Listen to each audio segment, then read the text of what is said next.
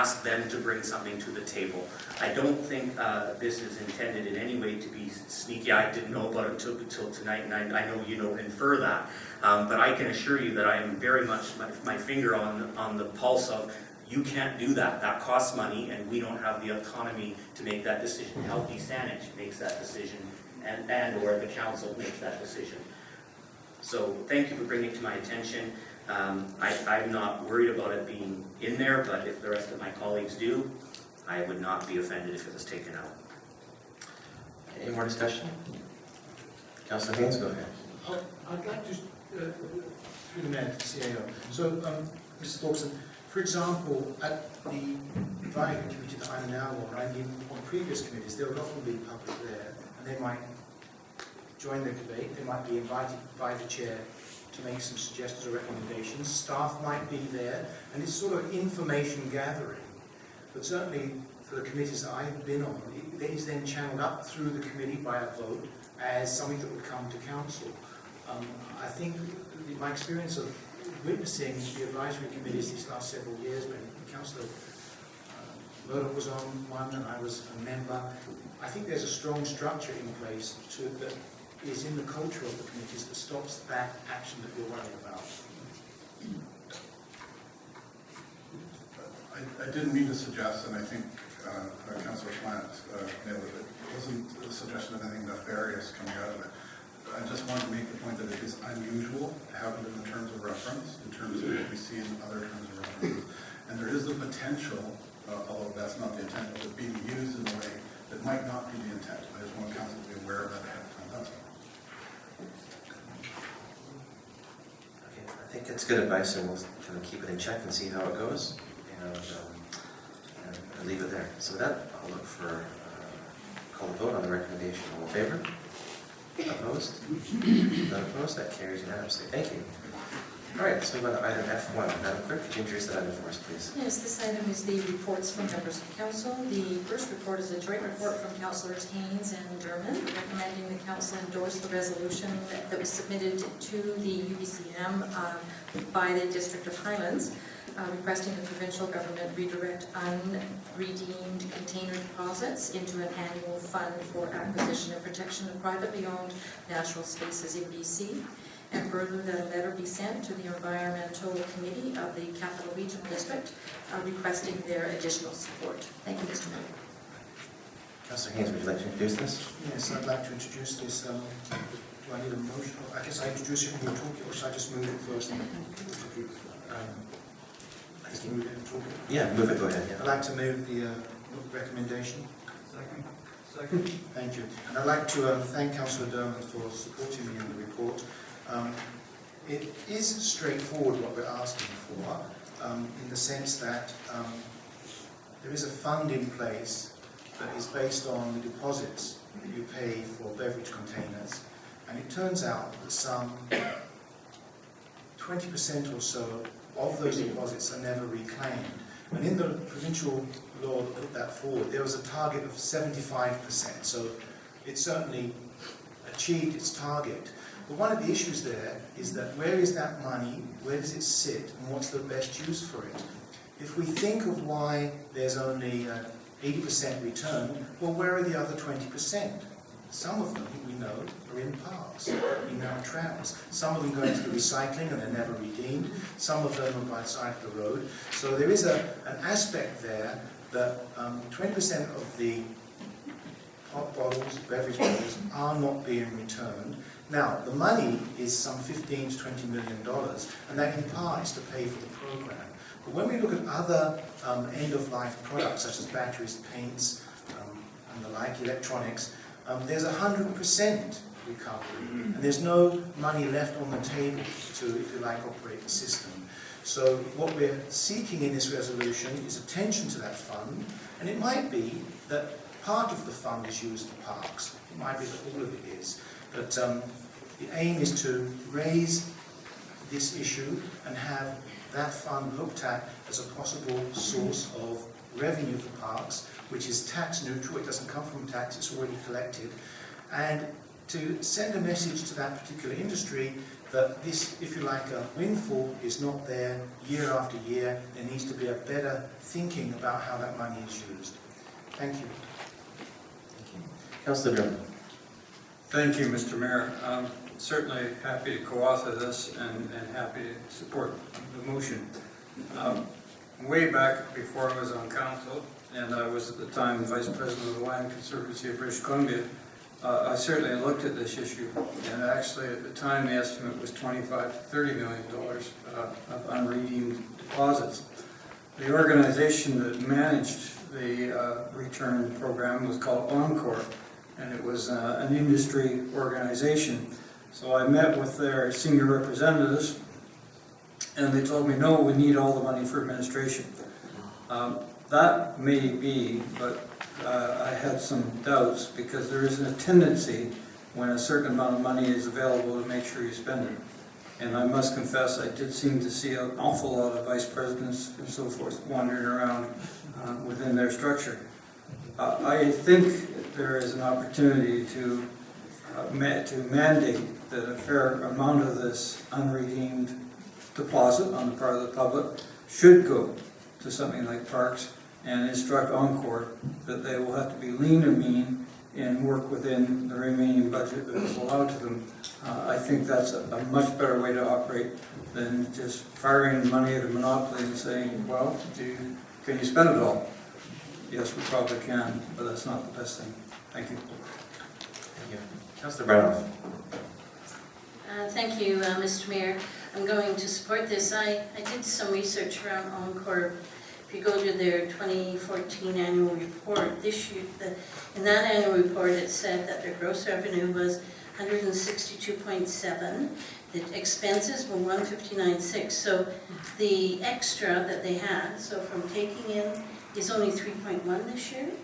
And but what's very interesting is their operating reserves are at $33 million.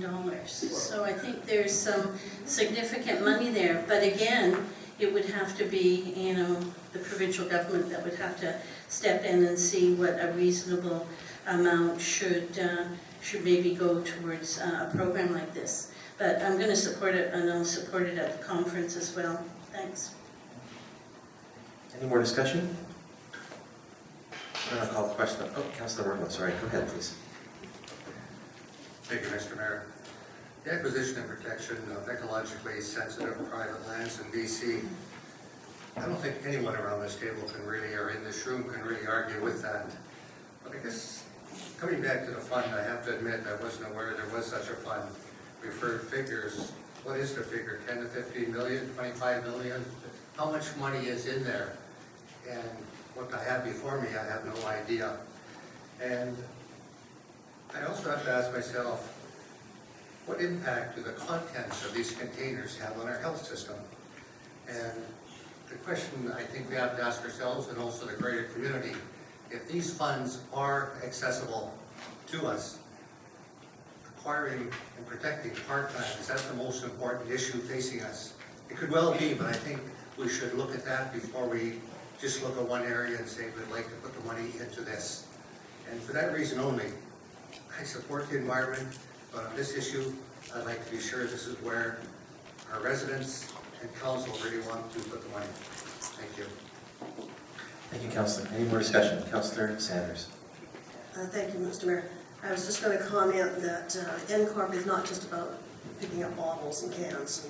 So they certainly use the money for the programs. They do. You just have to go online. They do it return at school. They do events, the 5-Star Depot program, Bottle Depot. They do all the recycling of the electronics. So they do a huge business on stewardship. And so they, as Councillor Brownlow says, they use a certain amount of funds for their operation and their outreach and such. And so if there's some money available, there perhaps is, use that could be for. Like Councillor Wordle, and this might not be the only reason it could be used for. So maybe there's a review of actually what could that money for returns be going to that would be enhancing the return program even greater to help the environment. Thank you. Any others? Seeing none, I'll call the question on the motion. All in favor? Opposed? Councillor Workman is opposed. That motion carries. And that will move to the next item, item F2 on the agenda. The next item is the reduction of non-migratory geese population to help sustain local food. The report of Councillor Haynes is recommending the council review the recommendation from Regional Director of the Juan de Fuca Type Control Area with respect to amending the District of Saanich firearms bylaw, and also that staff report back to council with options for the appropriate bylaw amendment, including any implications. I'd like to move the recommendation. Second. I'll speak briefly to it. This was brought forward by Director Hicks from the regional director, and it talks to some work we were looking at last year and in previous years about the goose population, the non-migratory goose population. And since getting onto the report recently, I think maybe some of you saw the editorial in the Times Colonist, which fleshed out more of the case there for these large numbers and the impact on farmers in terms of some crops are just not worth planting here, lettuce, carrots, corn and others, because the geese predate them. And we have 6,000 right now. And what they've seen is with the large number of geese on the ground here or on the borders, it's attracting in other species of geese, not just the Canadian geese, but there's a couple of other species. And if my mind was working as sharply as I would like it to, I'd remember their names. But one's apparently got a fluffy white belly with polka dots on it. That's how it was described to me if I ever saw one, but I forget its name. However, the point here is that the non-migratory population of geese is on a trajectory to significantly increase. Now, we put that to one side and we say, just recently, Saanich joined the South Vancouver Island Economic Development Association. We're putting significant money in there to improve the economy of the region. One of the 8 sectors in that, one of the 8 targeted sectors is agriculture. And under the agricultural mandate, the staff going out talking to farmers, one of the things they're looking to do is branding of island-based products, etc. They're trying to line up supply lines into local groceries, etc. And that all hinges upon certainty of supply. And what can happen with the geese is it's not so much necessarily what they might eat, but once they've been in the field, they trample on it, and also they defecate on it. Most farmers will not harvest a field that's been defecated on. Okay? So there's an argument that maybe there's not the E. coli in the goose poop, but the point is the farmers won't harvest it. So there's an economic argument for this. Separately, we've just launched our own task force on agriculture and local food, and part of that task force, in part, is to encourage young farmers onto the land. And last week, the Mayor opened a young farmers event at the Saanich Fair, and in the discussion that followed the second day, there was a task force there on what are the impediments for young farmers coming onto the land. Well, it's the high cost of land, but also the high cost of getting crops into the ground and the 3 years it takes to cultivate the ground. And one of the things that the young farmers have been educated on is to look at the pest history of the area to see if it's worthwhile them joining the farming community. So for this basket of reasons, I think there's a strong case here to look at how we can alter our bylaw to allow hunting. If a hunter can take the geese, it's 10 geese a day per hunter, and that meat can be eaten. Under the current bylaw, if a farmer shoots it to reduce pest, that meat can't be eaten. In fact, the recommendation is to leave it there to compost, but they tend to take it off the field and put it somewhere else. I realise that for some people it's a little bit contentious, but if we're going to stand behind our farmers, we need to listen to what they're asking for. Thank you. Thank you. Councillor Dermott, still have your hand up? Thank you, Mr. Mayor, through you. I'm the Saanich Council liaison on the Peninsula Agricultural Committee, which really has farm members as farmers from all around the region. They have a standing item about the situation with the geese, and it is probably hardly a meeting goes by where 2 or 3 farmers don't report the fact that Councillor Haynes has pointed out that they planted a field or several fields, and in virtually a day or 2 days, everything was gone. And the amounts lost are substantial. in the range sometimes of $10,000 to $30,000 in a single hit. Agriculture in this area is important. It's had a struggle over the years to be financially viable, and I think it's very important that a predator of agriculture, in this case, like geese, are properly managed. We cannot afford to allow the geese population, the resident population, to grow to 60,000 by a factor of 10, and yet 6,000 a day are doing very substantial damage. So I think there's an absolute need to act. Thank you very much. Thank you. Councillor Brown. Thank you, Mr. Mayor. If I could, to our CEO, I just want to make sure that the recommendation, when it says staff, it does imply our police, because our police are the ones that have the bylaw, and Sandwich is both urban and rural, and our bylaw already allows firearms to be on farmland for deer. So could you just verify that this will go to the police? Through to the mayor. Yes, that's correct. Police Chief Bob Dunn has been involved in the early discussions with respect to this, and certainly will play a role in the development of the report that comes back to outline the implications for council. Okay, thank you very much. Great question, thank you for that. Councillor Workman, and then Councillor Haynes for a second time. I think I'm good on this one. Thanks. Councillor Haynes? So, having heard from my colleagues, one of the things I would like to ask, which I didn't embed in the report, is that this is done in a timely fashion, so that maybe we can bring it forward in a timely fashion, perhaps to bring some relief in this year's growing season. I think it might be appropriate to put an amendment on that for with the time for that. Councillor Workman? Change your mind, thank you. Just a question of staff. This doesn't just apply to our local municipality. We're looking at senior levels of government, are we not, for approvals? Just locally? Okay, thank you. Councillor Sanders?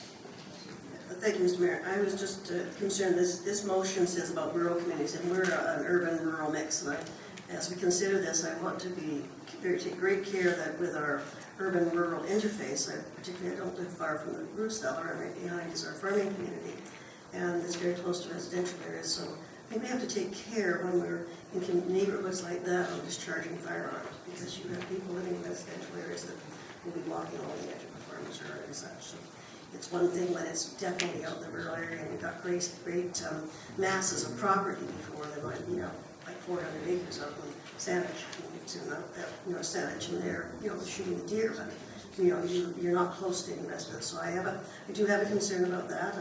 When I was growing up, they did shoot ducks and such out in the fields, but it certainly wasn't inhabited the same as it is now. Thank you. Councillor Murdoch for your first time, and then Councillor Durham. Thank you, Mr. Mayor. I want to thank Councillor Haynes for bringing this forward. I think it is certainly, we've all read about this being a major issue for farmers, and of course, anything that is an impediment to local food production is a concern. I personally share some of the concerns that Councillor Sanders has raised, but I think that the police who are responsible for the discharge of firearms in the municipality probably have a pretty good handle on the necessary precautions in proximity to a residential area, so I would trust their judgment on what they bring back to council in terms of a recommendation. So I look forward to receiving that report, and thanks again to Councillor Haynes for moving this forward. Councillor Plant for first time. Thank you, Mr. Mayor. I just want to draw to council that I'm in favor of this. I appreciate both Councillor Haynes bringing it forward and also Director Hicks from the Montezuma electoral area. And just for our own memory, as well as perhaps for our audience this evening, this is not coming to a problem for the first time. If many of us probably can recall, it was just over a year ago when we spent $30,000 to eliminate 40. And I've had a couple of colleagues at my place of day employment say that they hope they can help Sandwich for the cost of bullets in the sense of being able to do this. I appreciate there needs to be a balance, and I'm not suggesting that we go out and encourage everybody to participate, but with the proper permitting and in the right environments, that this is actually needed to help farmers. And I just go back to, I think it was 1950s, when someone decided that it was a good idea to introduce this particular species of Canada goose because it would be nice for our region. I don't imagine they can have predicted the outcome we are in 50 years later. Thank you. Any more discussion? Councillor Durbin. Thank you, Mr. Mayor. Very briefly, I just wanted to assure members of the council, when these types of bylaws come forward, there are very specific regulations as to where you can shoot, what direction, et cetera, et cetera. So that's pretty tightly controlled. Thank you.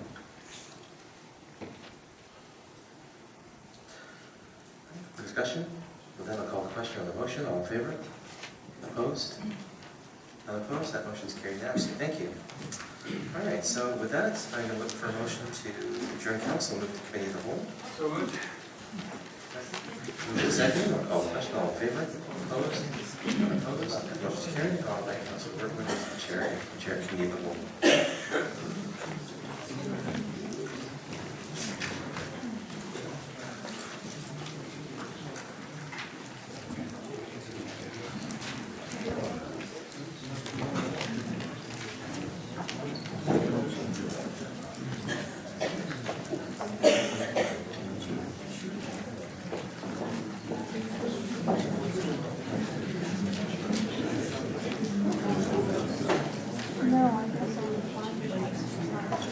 At this time, I'd like to call the committee of the whole to order, and I'd like to welcome each of you who have taken the time to come out and address your concerns and hear your concerns addressed. And the procedure for this meeting is as follows. The clerk will introduce the item, council will ask questions of staff should they have any, and the applicant will make an application. And after which, members of the public, anyone and everyone who would like to speak to council, can come forward and speak for 5 minutes.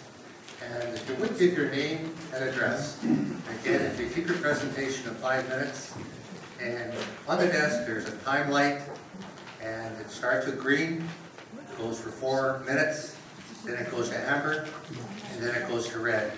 When it goes to red, you got time to finish your sentence and find your seat. After everyone's had an opportunity to share with council, council will be given an opportunity to ask questions of the applicant. Again, any questions that you might have brought forward, they will be asked of the applicant or of staff at the end. And after which, council will discuss the issue and vote on it and make a decision. Thank you, Madam Clerk. Thank you, Mr. Chair. This first item is the Moms Like Us presentation.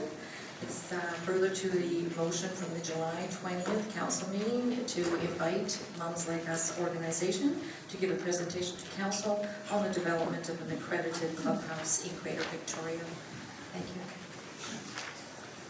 Good evening, Welcome. Mayor and Council.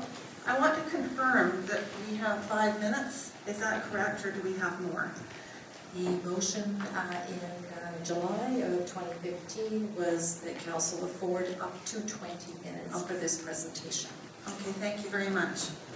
So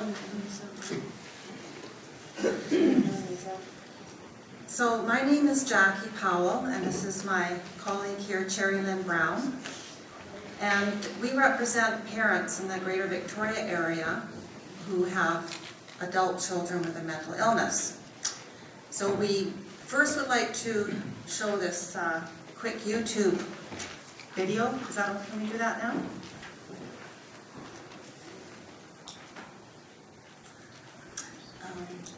Could I just cut in for one moment? Yes, please. Are there any empty seats in the chambers? Would you put up your hand if you have an empty seat next to you? There are people standing in the back. If you'd like to find an empty seat, it's going to be a long meeting, I think. Okay. Just keep your hands up if you have an empty seat.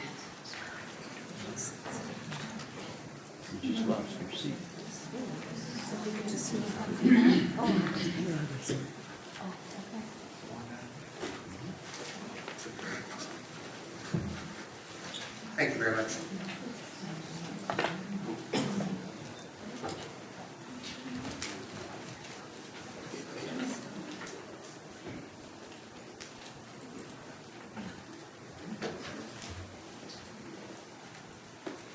One a seat here? Thank you.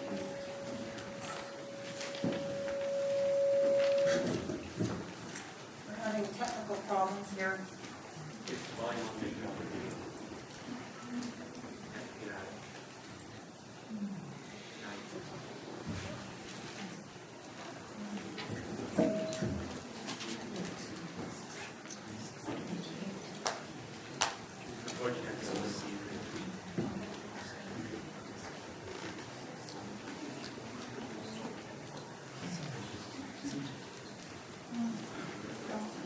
Unfortunately, the volume is not going to come on. So I'll speak while the video is showing. You might get a bit of sense of what you're saying. And it's also on our website, www.momslikeus.ca. So Cherry and I, we represent parents in the area, as I mentioned earlier. And we want to explain, we asked the right questions when our children were ill. But we were left to navigate a very treacherous path on our own to find the right help. Our children are fortunate to have us. However, those with no family or family who cannot cope are left in an extremely perilous situation. Island Health's 2012 Local Health Area Profile for the Greater Victoria Area states that depression and anxiety top the list of chronic conditions, with 63,134 patients, or 28.6% of the population. Yet, mental health receives a mere 8% of healthcare funding, according to Advocacy BC. As a result, there are gaps that create isolation, suicide, stigma, self-medication, low self-esteem, homelessness, inability to work or attend school, and the revolving door into hospital, not to mention a criminogenic environment. Persons with a mental illness currently in the prison system is somewhere between 15 to 40%, which is highly disproportionate to the occurrence of mental illness in the population at large. And it is not as simple as a lack of funding. Evidence-based programs need to be implemented in the GVA. This is what a Clubhouse International is based on. Clubhouse offers communities a scientifically validated, successful approach to recovery for mental illness, a best practice, quality assurance system, and a global advocacy network with a strong tradition of successful partnerships. And Clubhouse is more than just a program.